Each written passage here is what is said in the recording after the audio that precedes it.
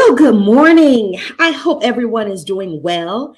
My name is Sonya.Glasper, and I'm actually the rep here in the state of Georgia for Lego Education. And I am so excited that you joined us for today.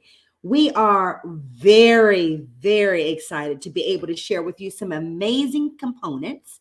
We want to talk to you this morning about computational thinking with Spike Prime, which is, of course, a Lego education product that's being used extensively throughout the state of Georgia, but also throughout the world. So we are really excited about being able to assist you in learning how to prepare our students for computational thinking and actually building building the future problem solvers of tomorrow. My name again is Sonya.Glasper, and I have an amazing colleague that's going to be joining me this morning. I do know that she had a slight, she was actually working, trying to get logged in. So I would expect that Dr. Holly.Gerlach will be coming with us shortly. In the interim, I'd love to give you a little background about Spike Prime for those of you who may be unfamiliar. Spike Prime is truly an amazing program that is designed to help our students understand. There she is, coding principles and concepts and such. So, hey there, Holly. How are you? Hello. I am so sorry, friend. It's been one of those days/mornings. So hopefully you can hear me okay because I am on some not great hotel Wi-Fi. And my voice is scratchy. So we are going to have a great time nevertheless. So pardon my lateness. I am going to start sharing, and then if it's good with everybody, we'll just jump right in. That sounds fantastic, Holly. Thank Awesome. you. No problem.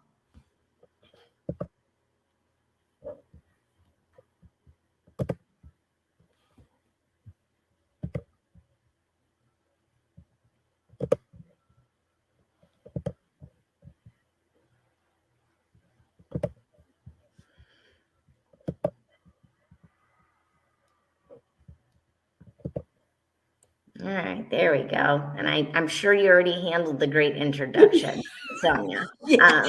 Thanks for kicking us off. So once again, my name is Dr. Holly.Gerlach with a scratchy voice and some crazy hotel Wi-Fi. But I have the absolute privilege of being a solution architect for Lego Education. And that's a really fancy title just to say that I do anything and everything as it relates to strategic implementation of people who want to use our Lego bricks and elements and other great intelligent hardware and software within an educational setting. Excuse me. So I always start any and all conversations as it relates to why are we here? I'm leaning into this idea around our story because stories are what unite us and also bring some familiarity and provide a context for you to know us a little bit better and to know who we are and what we do and what we're about.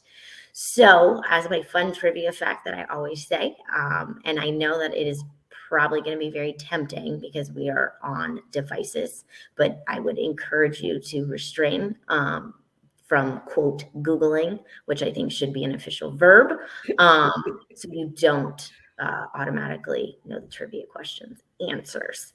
So does anybody have any idea actually when the official Lego group was formed? We will welcome your answers in the chat box.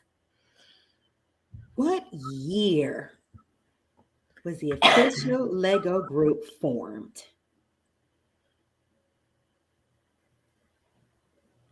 I'm waiting for some guesses. Okay. Sharonda said 2001. Holly. Okay. Thank you, Sharonda. Yes, thank you. Any other guesses? So we've got 2001.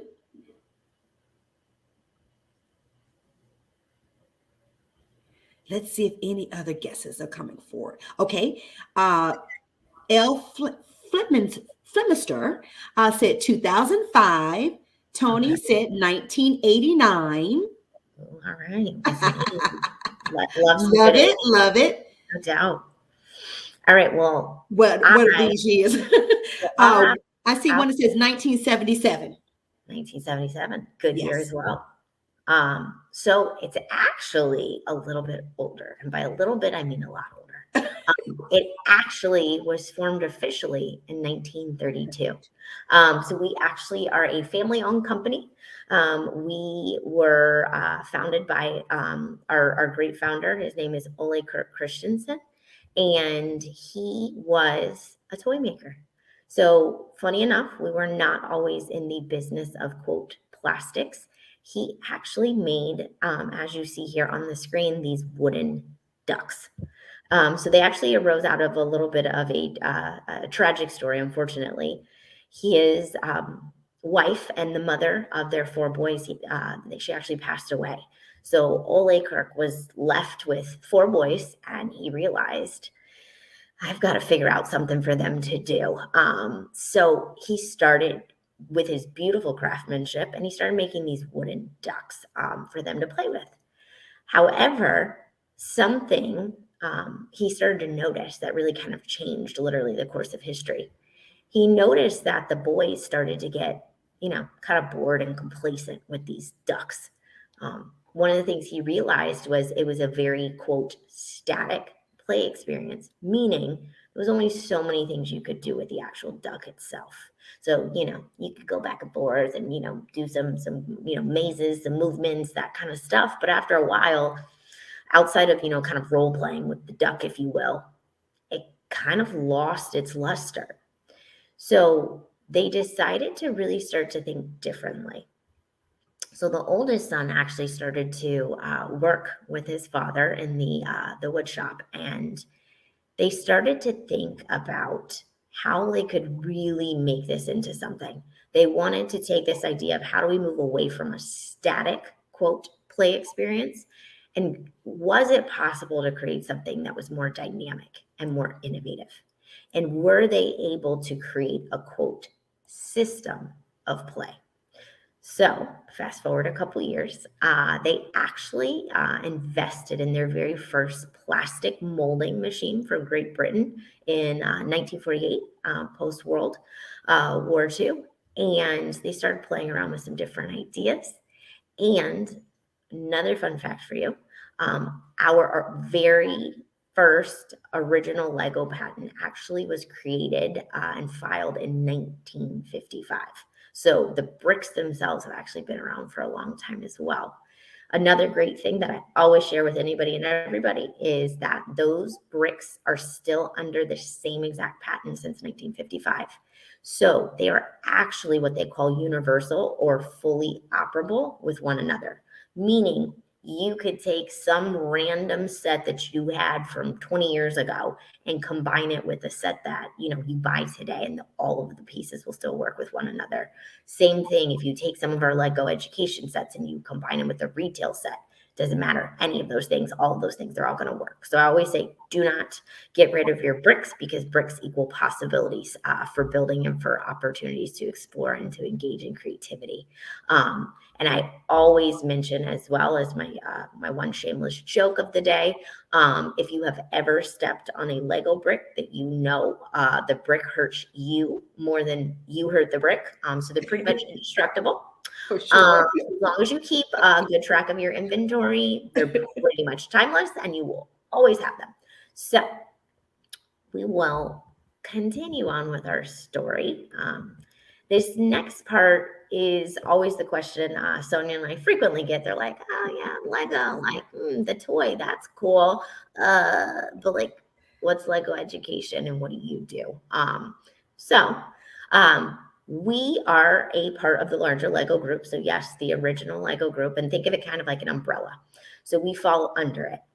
However, our mission and our vision is a little bit different as to what and how we actually utilize the bricks and things of that nature. So we're a group of educators, we're a group of passionate individuals that are solely dedicated on taking what has always historically been known and loved as a toy and transforming it into a teaching and learning tool, because we know that there's a lot of learning that can happen through this, quote, powerful play or engaging experience. So what we want to do is take that novelty and engagement of those bricks. And I always say it doesn't matter if you are 2 or if you are 92. If I put a pile of bricks in front of you, you're gonna tinker, you're gonna touch them, you're gonna explore how they snap together, you're gonna play with them. So how do we take that novelty, that magic, that engagement, and how do we apply it in a classroom setting? So then we can leverage that novelty and engagement to lead to great learning outcomes. So our design process is very different than our retail colleagues, although we love them, and do not get us wrong. Any of us that work at Lego Education, we all very much enjoy the retail side of things. But like I said, even though you may build, the Death Star, which is really cool, it wasn't designed for learning purposes. So we always start with the learning first, and then we build around that. So without further ado, once again, just keeping us level set, and yes, there is a pun intended here, but specifically at Lego Education, our goal is to inspire and develop the builders of tomorrow, helping every student to succeed. So this next part is a video clip, and our Lego minifigures will do a great job introducing this and kicking us off, and then we'll very explicitly talk about how do we learn, and very specifically, it's through our Lego learning system.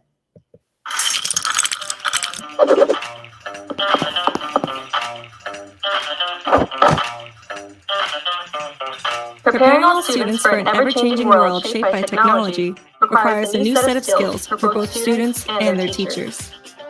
The LEGO Learning System offers unlimited possibilities for playful, hands-on STEAM learning experiences that build confident creators and lifelong learners. Consisting of a range of interconnected solutions, the LEGO Learning System makes it easy to bring engaging, high-quality, standards-aligned lessons into all classrooms, across schools, and throughout districts. This easy-to-adopt system offers solutions that work with or without the need for technology. BrickQ Motion builds a foundational understanding of physical science concepts as a purely hands-on solution, while Spike Essential and Spike Prime offer a comprehensive, technology-enhanced STEAM learning experience. Flexible scaffolding makes it easy for students and teachers to get started and move seamlessly from learning with one solution to the next. Students in lower grades will get excited about STEAM learning through playful investigation of simple STEAM concepts while contributing to literacy, math, and social-emotional development. As they grow older, students will apply a deeper understanding of concepts and practices in science, engineering, computer science, and mathematics to develop creative solutions to complex problems, which are easily connected to real-world scenarios. Backed by research on learning through play and 40 years of experience, LEGO Education's learning system solutions complement each other and unlock deeper learning opportunities, helping to engage students in a learning journey that future-proofs their skills to become confident, lifelong learners.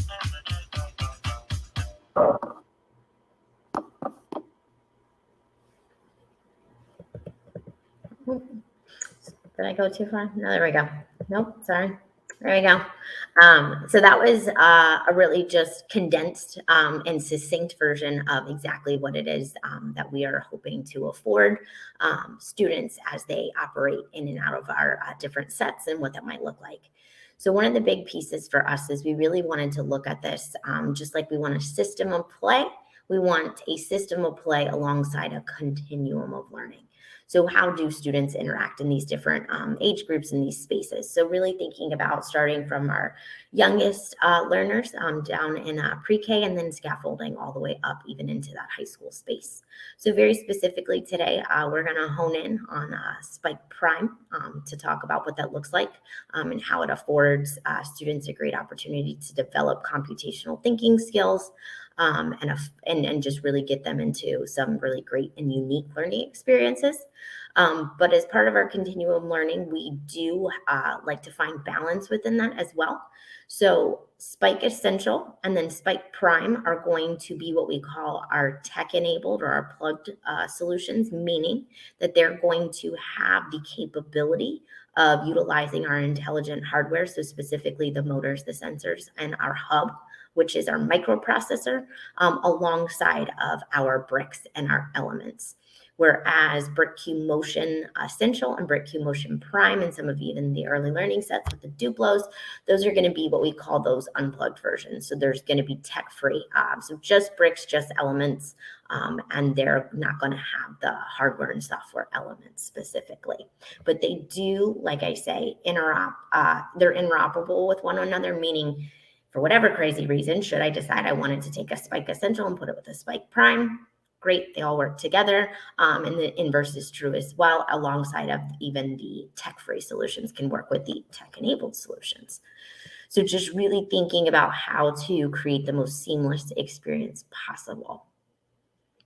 So as I mentioned, today we're going to be talking about Spike Prime specifically and how it can afford our secondary students a really great experience as it relates to not only the bricks and the elements, but also then once again getting in the hardware and software components. So the main set, as we like to say, is going to be that yellow box that you see displayed in that screen with the sorting trays, with the bricks, the elements, those technical elements, those pieces, bridge pins, the minifigs.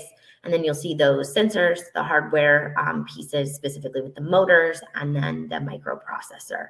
Another piece that you'll see off to the side of the screen is going to be that expansion set. That's going to be additional pieces, as well as it includes another additional motor and color sensor. Alongside of it actually has the capability, there is what they call the hat from Raspberry Pi. So that was actually collaboration that we had alongside of them, just to even, branch out and see all the different capabilities and things that you could actually do with our solutions. So that one is going to be specifically with the expansion set, but most of the stuff that we'll be talking about is going to highlight the core set, as we like to call it. So we love our videos. This will give you a brief synopsis of what Spike Prime has to offer. Normally in these situations, we would love to be face-to-face, and rather me telling you about it, we would actually, have the sets out, we would build, we would explore, but because we're virtual, our videos are kind of the next best thing versus listening to my voice the entire time. So introducing Spike Prime.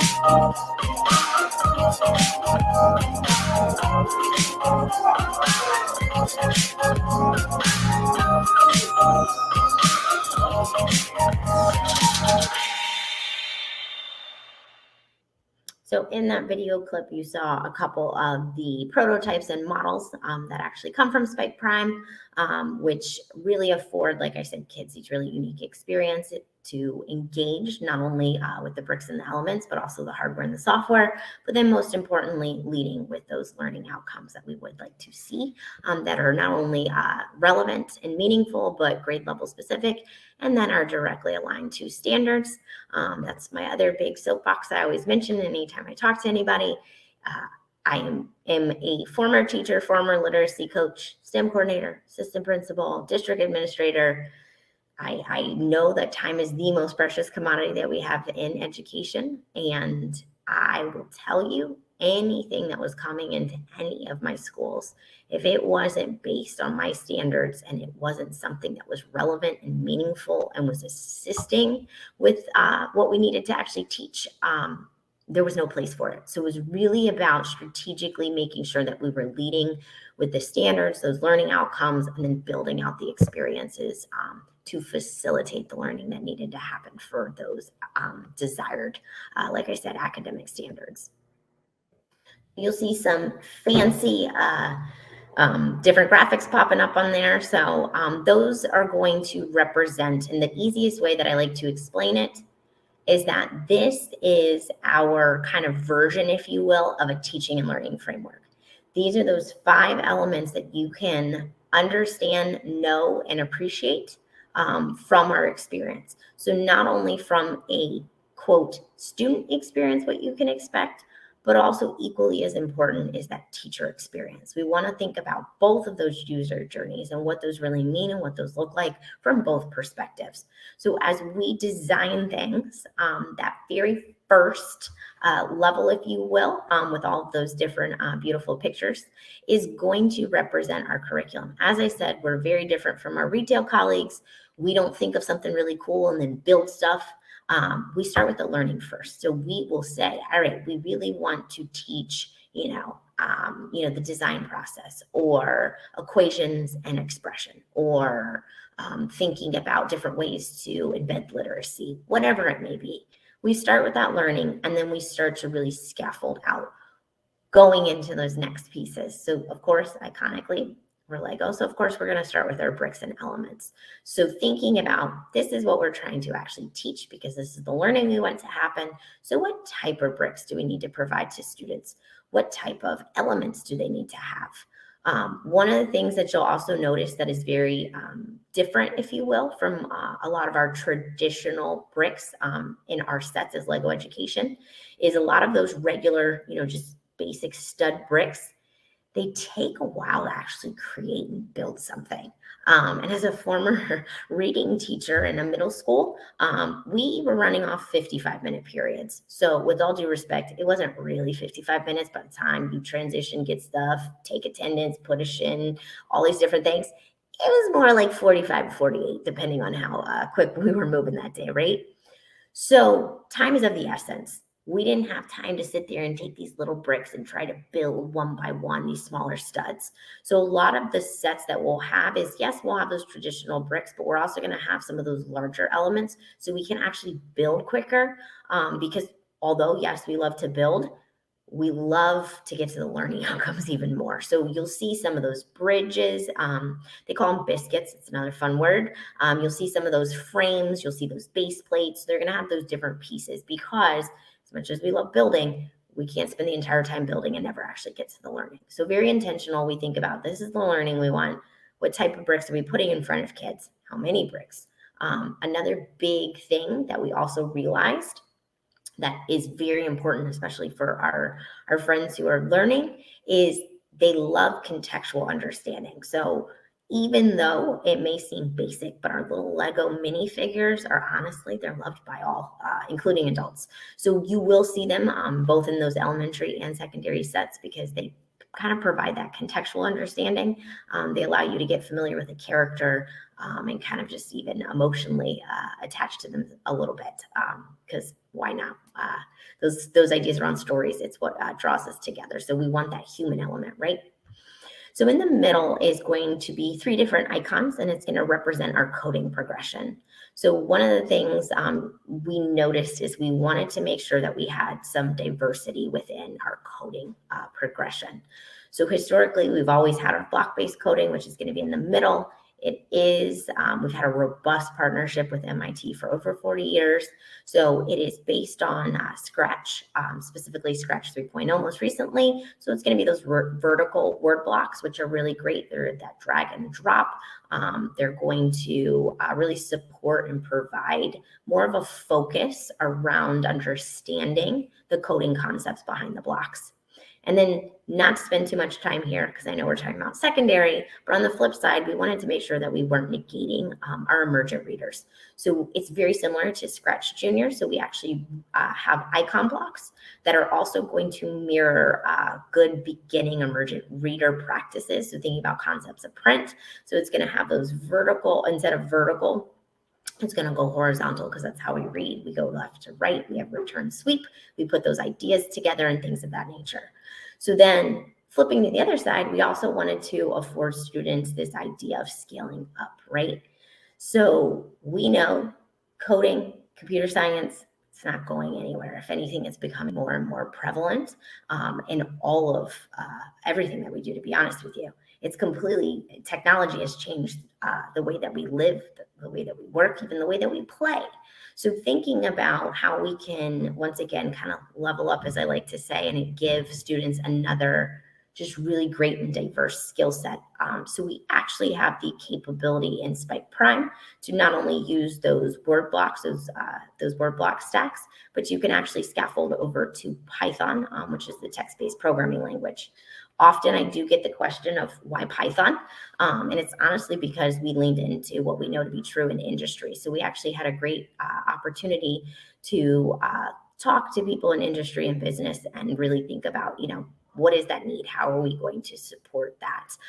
And Python specifically is the preferred text-based programming language of industry. So hence, that's why Python is there.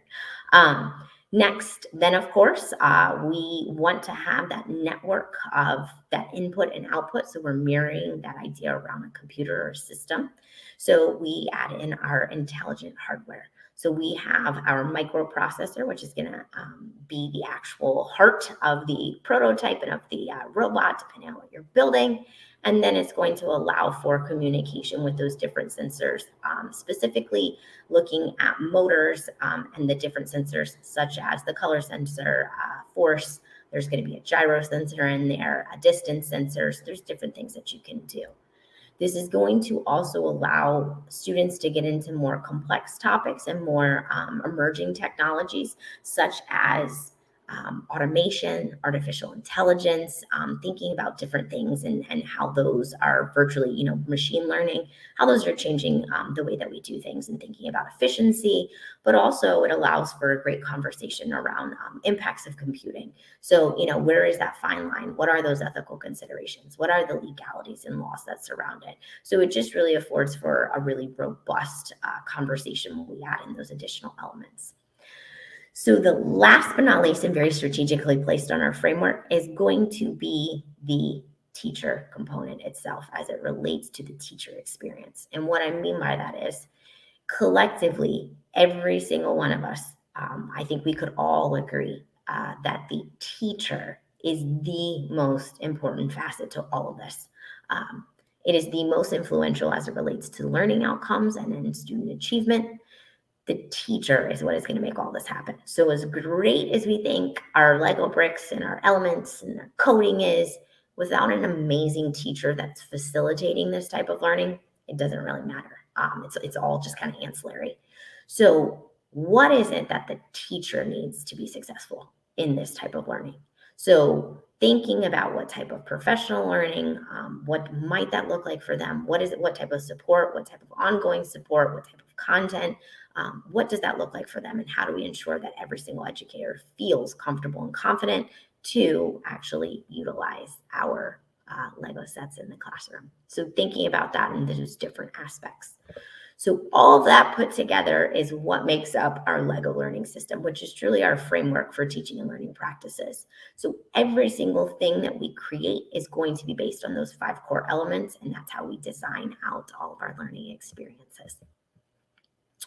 So this one is going to specifically kind of go a little bit more in depth of what I just gave a really broad overview, but it's going to give a closer up visual, if you will, about what that specifically looks like as it relates to Spike Prime. So of course, first and foremost, as I mentioned, we always start off with the learning specifically. So thinking about what is relevant, what is meaningful, what does that look like? So we always think about what is pedagogically appropriate for students, thinking about what is developmentally appropriate, but also what is leaning into those disciplinary practices and what should that be reflective of.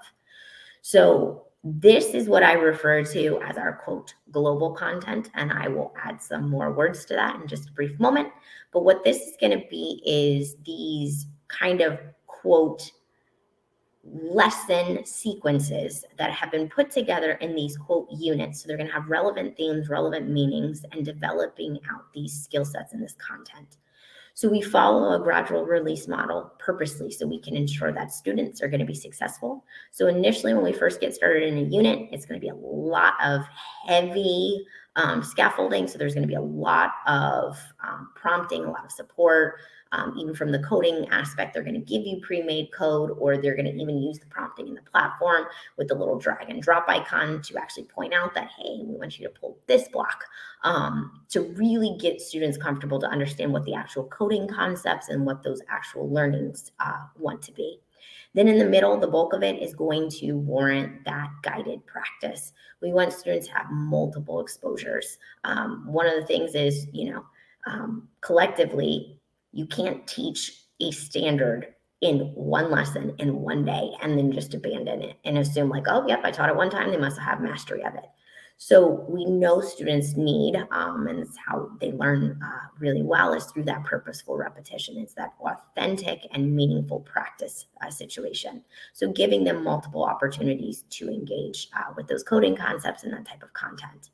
And then putting them into that practical application. So allowing for that true ownership of learning so that there is that demonstration of authentic content knowledge and skill development in a practical setting. So it's going to be framed out as a project-based learning experience. There's going to be a task/challenge that the students will be given that is related to everything that they just learned. And then it's going to be an open-ended project. So they will literally have to create a prototype. They will actually have to create the code themselves. However, that's not the first thing that we just do. So we're going to make sure that we're being really thoughtful and intentional. We're going to scaffold out all the lessons that need to happen first, and then we put them into that open-ended project and allow for that authentic demonstration of the learning to happen. So all of our units, if you will, so the Invention Squad, Life Hacks, Kickstart a Business, Training Trackers, and Competition Ready, all of those are going to follow that same experience in terms of that gradual release model. Most of them typically have 6 to 8 lessons that range, they say 45 minutes, but I will 5,000% just be upfront and honest with you. When you're first starting off, add at least an additional 15, just because until students get familiar with the actual sets themselves, what the things are actually called, it takes a little bit longer. But once you actually have done it a couple times, then it is definitely closer to those quote 45 minutes. If it is a longer project, it will be split up appropriately so that you can conduct it over multiple sessions. The other piece to this as well is we also like to embed multiple skills and disciplines, just because we know that cross-curricular connection and that multidisciplinary approach is a great way and shameless way, to be honest, to get just more bang for your buck. So thinking about, we always have those components of literacy and mathematics in each of those that will work outside of that original kind of 45 minutes, if you will. So depending on kind of the unit you're looking at, and if you add in additional, extensions and things like that, it's a minimum of, typically I say on the later end of that, at least 10 hours per unit. Now, the other piece that I will say is sometimes people will say like, hey, that's great, but I need something that's a little bit more episodic. I need kind of just a lesson here. That is something that we 100% are poised and capable of doing. So our content is pretty flexible and responsive to the learning that actually needs to happen, because we are, intended to be, for the most part, a supplemental experience to something else. However, I'm kind of talking out both sides of my mouth, because we do actually have what we call courses as well. And yes, it is a course specifically that is going to actually be the focus of a semester long, series of instruction. So the way that we define, quote, a course in terms of a semester is 90 days. So it's going to be 2 full quarters. So it's the first half of the year, second half of the year, wherever you end up placing it. This actually has been updated. So we actually have 3 of those. So we'll have Foundations of Physical Computing. We have Introduction to Python, programming, 1 and 2 now. So there's actually 2 of those. Those ones very specifically actually came out of a specific request. And people were looking to really try to get a middle grades computer science pathway. So we actually added those in there. So it actually can be carried through 6th, 7th, and 8th grade, should you choose to do something that's a little bit more strategic and intentional in terms of a pathway. I will say, and I always mention, all of our content is completely free and available. Yes, of course, you have to have our bricks to actually leverage the content to its fullest extent, but there's no fees around it. It's freely available. You can access it at any time. So this one's just going to kind of bring this out, and this is going to talk specifically about our Spike app, which is going to showcase not only our Word blocks that we mentioned, but also that Python, which will have actually the knowledge library, which is actually how they pull the different things from the code editor. We are also going to have, and it's actually out, you can use it. We have a web-based version. We notice that we have a large Chromebook user population, and our app isn't always the easiest thing to utilize, and not so much because it's not easy to use, but usually there's some different infrastructure considerations around IT, around software deployment, all that kind of stuff. So just to once again make it more seamless for a user, we went ahead and created a web-based app. So it's going to be the same exact experience, verbatim. So literally, if you pulled up the app and then you went online for the web-based version, it's the same experience. The only thing that is something that is in development is going to be as it relates to saving projects. So when you're in the Spike app, it automatically saves. You have your entire repository of projects that's automatically saved in the app, so you can pull back up and keep going. Well, it's a website. You can't just randomly save projects in there, and when you open it back up, it's there. So there's an additional step just because you'll have to do, obviously file management and storage. So just teaching the students where to actually save their program at. So it's more of a procedural thing than anything, but I do always like to mention that. But that's one of the things that we have heard feedback about and we're looking to iterate upon. So we are kind of, like I said, device agnostic. We work on iPads. You can use it on a Chromebook. It can be a PC. It can be a desktop. It can be a laptop. We want to make sure that we are able to support all different types of devices. So this one I'm going to go through really quickly just because I like to showcase kind of what it actually looks like, if you will. And under normal circumstances, like I said, we would be in person. We would give you a set. You'd actually get to experience this yourself. However, it's virtual. So I will do my best to narrate a really riveting experience for you all. So this is going to be a lesson that comes out of what's called Invention Squad. So this is really thinking about how we can use the idea around design engineering or design principles to think about how to create a prototype to help us. So this is our beloved hopper, as we like to call him. So in this, students would actually create this hopper. It's a prototype. It's a pretty basic prototype. This lesson is coming way early on in the sequence, kind of as I was mentioning. We want to make sure that they are starting to really just focus in on the actual content and the learning versus being concerned or worried about a full-blown prototype or how to code it. So in this experience, it's going to actually show you.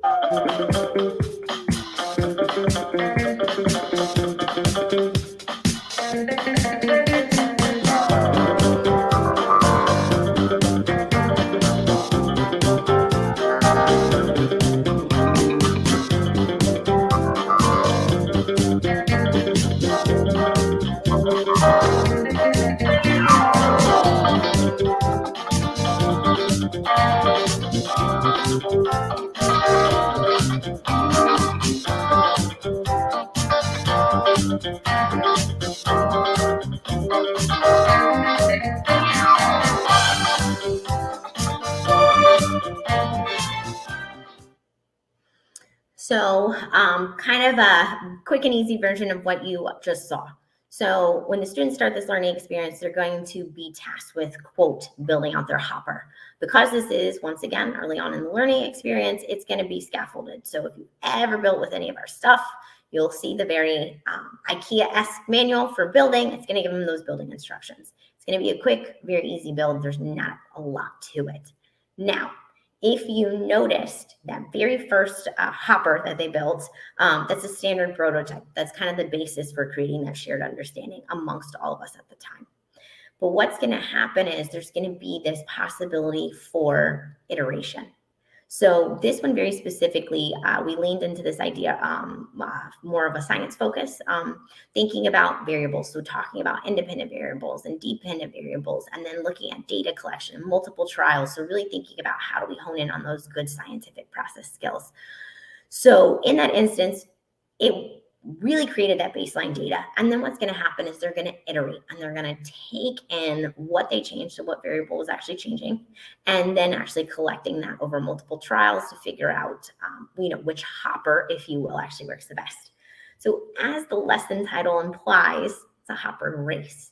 So once they get that data, once they start to make meaning and think about the functionality of the elements and the bricks themselves, and really thinking about that idea around computational thinking. So breaking out those patterns, what patterns do we notice? Which one is helping us to be the most successful? How do we make the hopper move the fastest? How do we make it move in, a straight line? So getting ready for that, quote, race experience. So as you saw in that kind of ending segment in the clip, it's going to eventually iterate, and they're going to be allowed to then, once again, personalize that based on some of that information that they just started to learn, so they can figure out how all those things play together as part of that design process, and then taking into account those different science elements that we definitely wanted to make sure we're hitting and talking about in a really meaningful way. So once again, thinking about those pieces, and this is kind of going to narrate what I said. So thinking about this idea around prototyping, there's our basic little hopper model that we're all going to start from. But then we want to go ahead and think about how can we add in those different pieces to actually create these hoppers, and which ones work really well and which ones don't work so well. And how do we actually create something that is going to achieve that desired objective? So it iterates, and then now we have our nice little hopper. He's got some different legs, and we're going to prototype those, and we're going to test those out. Then we're going to set up those constraints, because once again, we want to make sure that we're having a fair race. We're going to start at the same location, and then we'll be able to race teams after we're able to prototype and kind of get through that little bit of a rapid iteration process to figure out what that actually looks like. So bringing in that collaborative element and thinking about, but also learning from one another to figure out, hey, what did work and what worked really, really well. So this is really fun slide that I kind of always like to showcase, just because it's really powerful in a lot of ways. So the hopper race experience that you just saw is a really simplistic version of how you can enter into that and how you can find success. However, one of the greatest things to me is our actual Lego community. A lot of the times they come up with the most amazing things, and actually come up with some stuff that we never even thought of. So this is just a small sampling of some of the things that people out in the community have done, that we have graciously asked to use in our presentations, just so we can showcase some of those great possibilities. I personally would love a larger one than the onesie, so it could fold my clothes. But I'll keep making my requests, because that one's a personal favorite, because I don't like folding clothes, but necessary evil. So I thank you for listening, indulging to some of our stories. I know we're a little bit ahead of time, but that is okay, because there's some other things that we can absolutely talk to you about and show you outside of these ones that I can pull up, but also wanted to allow for some different questions. If you have anything that is top of mind for you is top of mind for us, as well as being able to show you some of those other content pieces that I will actually, I will stop sharing and actually pull it up. But while I pause and reshare my screen, if there's anything, chat box is good, or if you want to come off mute, that is good too. Any questions or ideas that you'd like to share?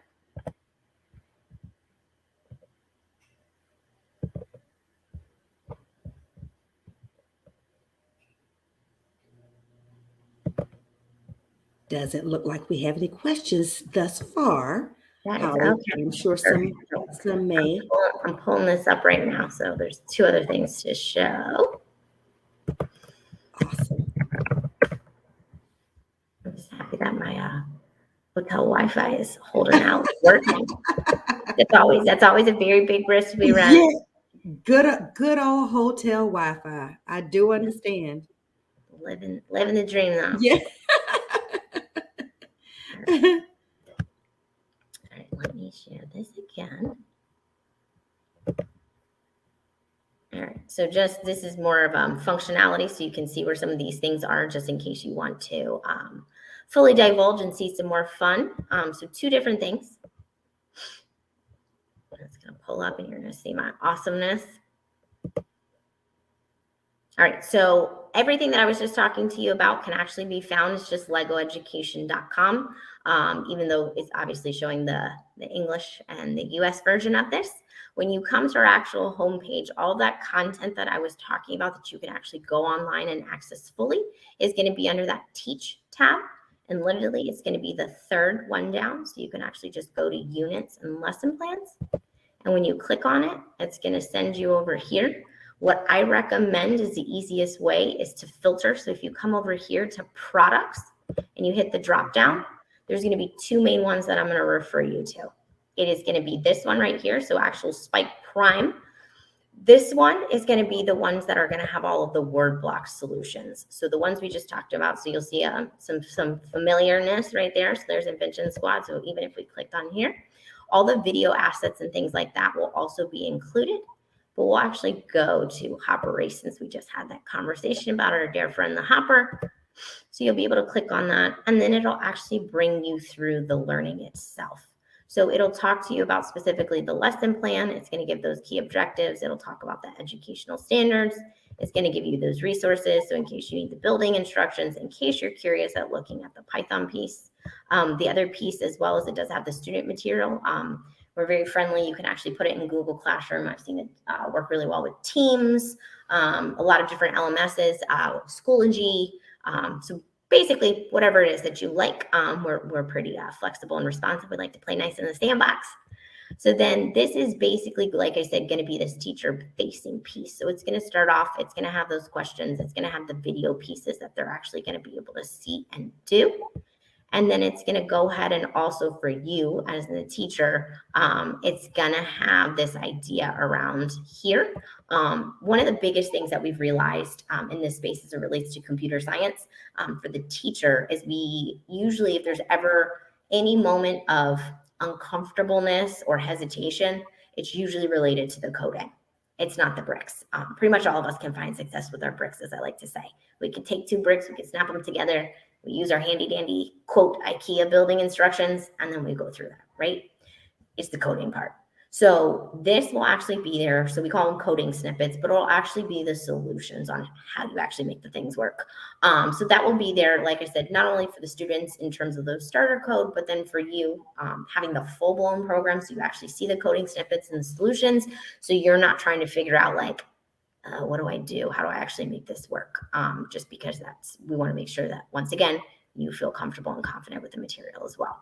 So then different ways that you can kind of, scale up, scale down for differentiation purposes. There's going to be those opportunities for self-assessment and thinking about how we can talk to our peers. And then there'll be those ideas around how you can also integrate some different concepts as it relates to math and language arts. And then there will be different pieces that they can also talk to you about different career aspirations. So like I said, all this is going to be there. I'm actually going to go back, if you don't mind, for 1 second. So that is going to be all those word block ones that I spoke to you about. But if you go back to that products, we do list them separately just because they do convey a very different experience. There's going to be Spike Prime with Python. These ones are going to look and feel different just because of the actual coding that's going into it and what it is that they're doing. So it will be in there. It will have all of their different experiences, but it will be set up in very similar ways, as well as, like I said, these ones, you can actually go in there. It's going to have a similar experience. And then it'll literally follow that kind of 5E lesson plan model for you as well. The other thing that I always do like to mention as well, one of the biggest things that we found is a lot of times people come to sessions, or, if it's an unplugged version of something that we're doing, they can come, they can have a workshop experience, they can go to a conference session, they can feel invigorated and be like, oh, I can order this and feel really confident and successful with it. Not so much always necessarily as it relates to the quote plugged versions. So one of the things that we wanted to do is think about how we could better support that teacher experience. So we actually have a completely free online professional development platform. It is going to just require a quote login. So basically you just sign up, they make a Lego ID. It's just so they can actually track your progress as to the different courses and modules and things like that. But it's going to break out different pieces, and it's going to be kind of more of that personalized on demand. What is it that you actually need and what are you actually trying to figure out? So we'll click on Spike Prime and it'll load, because my Wi-Fi is doing great today, so I'm pretty excited. But basically what it's going to do is it's going to break out these different topics so that you have a little bit more of a specific place of where you would like to go with this. So thinking about, maybe it is you want to get more familiar with computer science. I'm specifically thinking about coding. Maybe it's not. Maybe it's, pedagogical.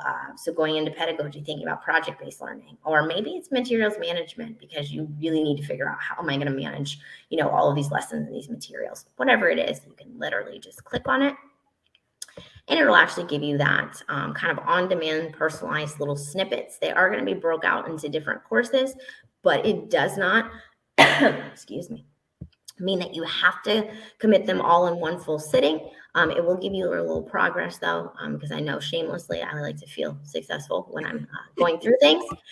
So I like to say like, oh, I got my check mark. But you'll actually be able to go in through there. So you can actually we'll click on one just so you can see. So this is going to be a learning burst. And it's going to kind of go through this idea of, what is this? So there will be anything that you need. We'll have it there. Whatever actual course kind of objectives for you that you can be learning. And this one actually is a really great one that I always like to show as well.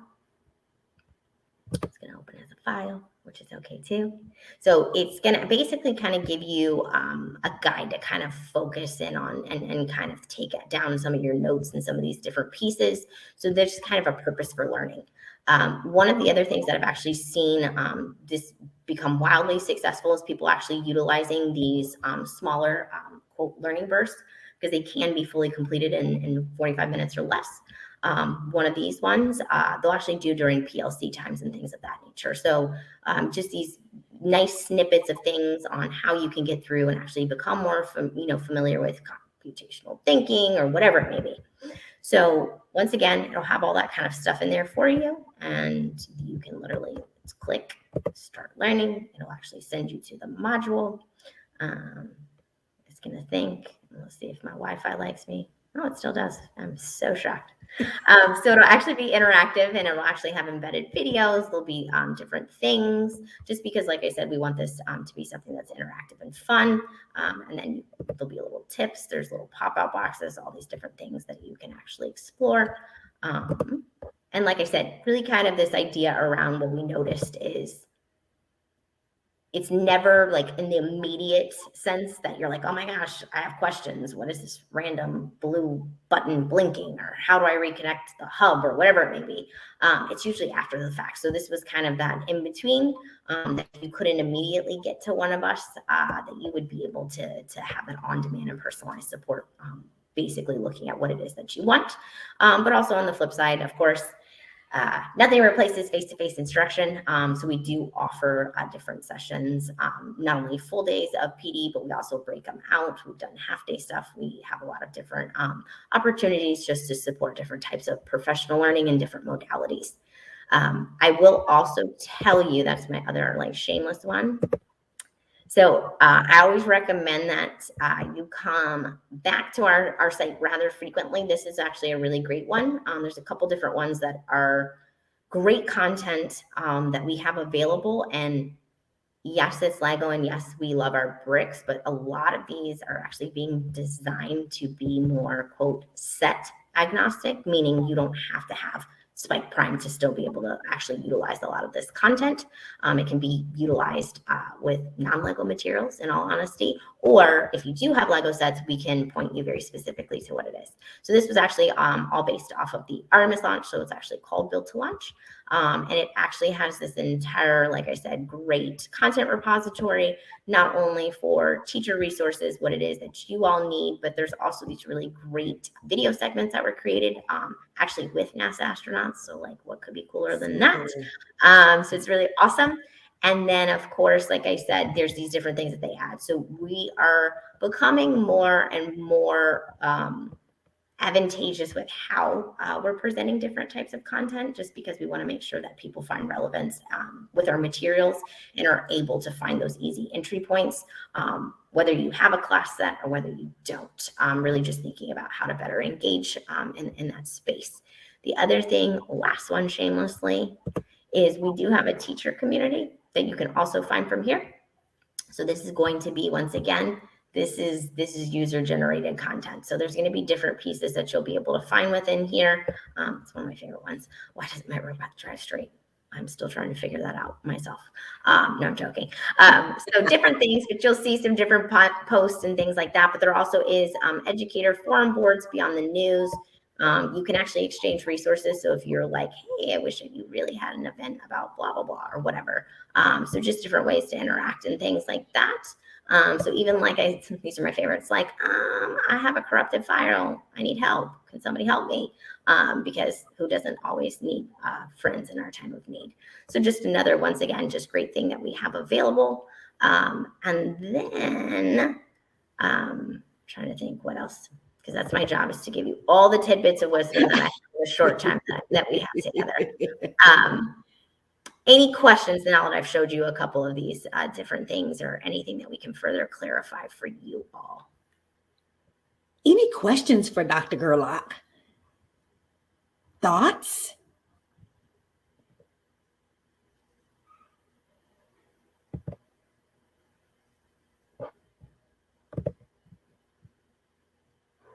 Holly, I think they're just so enamored with all the amazing things that you shared with them.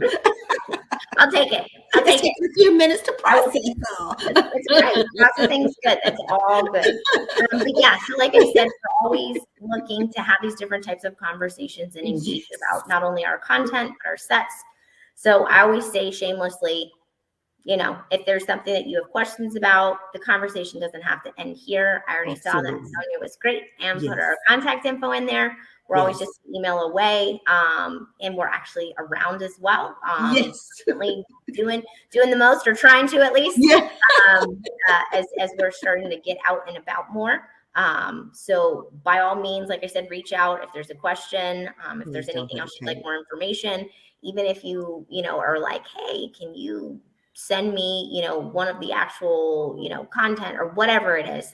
We're always open and excited to have those conversations with you all, just because we know how important the work that you do each and every day. So our job is to help you with whatever that may be. But I know how precious your time is.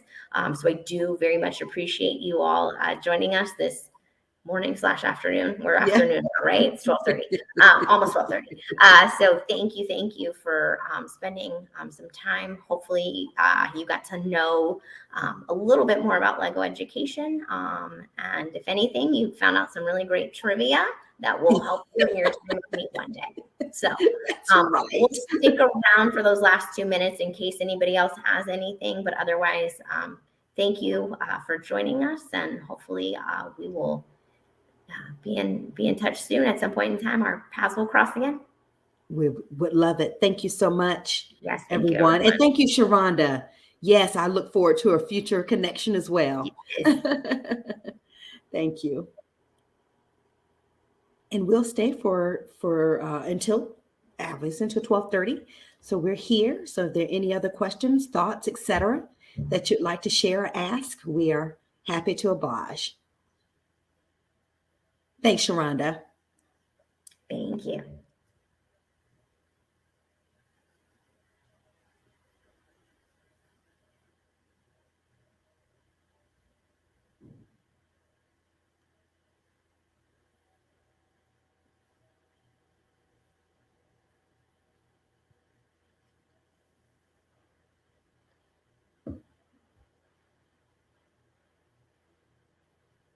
Thank you. Elflemister? Have a great day. Thank you. Thanks.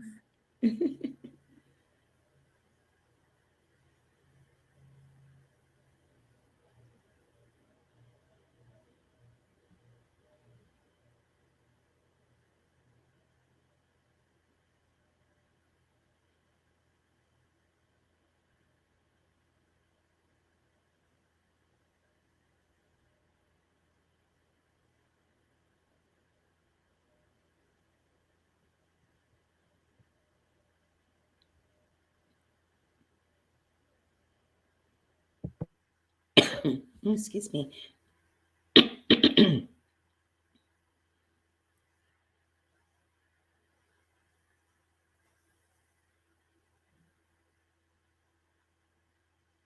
Well, thanks again to all. We hope you have a wonderful day and continue to enjoy this amazing conference. Thank Yes. you. Thank you so much. Take care, everyone. Bye-bye.